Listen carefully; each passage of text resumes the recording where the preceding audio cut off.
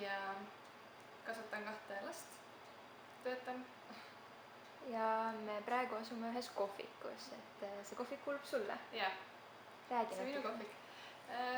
Jah, otsisime kohta, kuhu Sakus siis kohvikut teha ja siin nagu väga valikuid ei olnud ja siis leidsime sellise nagu suht vana maja ja kus oli isegi mingid surnud linnud siin sees ja niimoodi. Et tegime selle korda, soojustasime, vahetasime katuse ja siis panime mööbli ja nii ta meie omaks sai. Kuidas on selle koha nimi? Kohvikukas. Ja asub Sakus. Sakus, jah. Ja sinu roll siin ettevõttes? Mina olen selle nii-öelda siis asutaja ja pagar, kondiiter. Mis motiveeris sind ettevõttega alustama? Motiveeris see, et ma ei pea olema kellast kelleni kellegi käsutuses. Ma saan ise otsustada, mida ma teha tahan ja ise valida, mida ma teha tahan. Et see annab, mulle meeldib selline nagu vabadus, valikuvabadus. Ja kuidas oli alustamine, et kuidas oli kapitali leidmine, kõige ülesseadmine?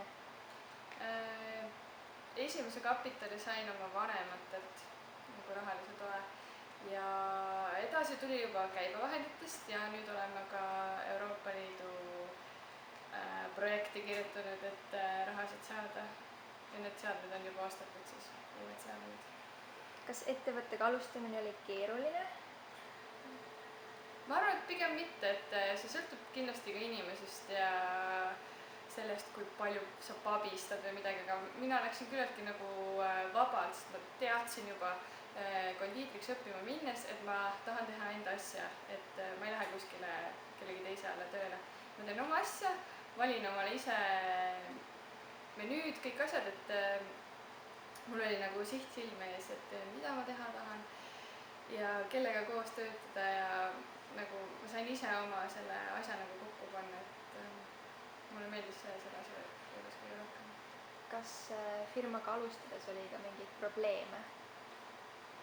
Ma arvan, pigem mitte, et need olid siuksed olmeprobleemid, et mitte midagi ületamatut, et umbes, et pole piisavalt elektrit, siis pidi midagi nagu välja mõtlema siin, et aga ei, pigem nagu inimestel on eksiarvamus, et kui sa teed toitlustuse, siis umbes, et veterinaaраmet nõuab sult jube palju, aga tegelikult nad on väga paindlikud nagu inimestele vastu tulema ja nagu aitama pigem ja nad soosivad sellist ettevõtmist, eriti väikeettevõtlust, selliseid pisikesi kohvikuid ja asju nagu.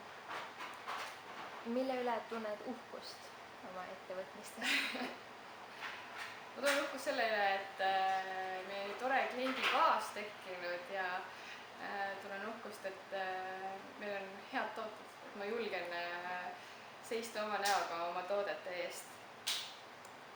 Kus sa näeksid ennast 3 aasta pärast? Oleneb.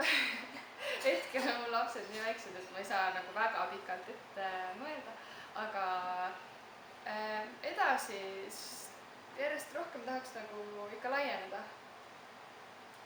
Ja kui sa saaksid kogu seda firma loomist ja kõike seda koha leidmist, kõike uuesti teha, kas sa muudaksid midagi või jätaksid kõik samaks?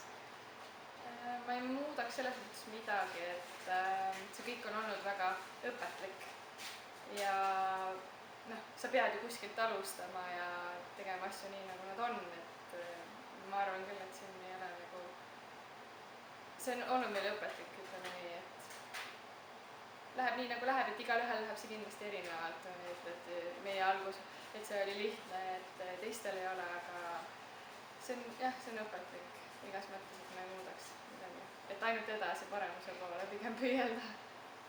Aitäh!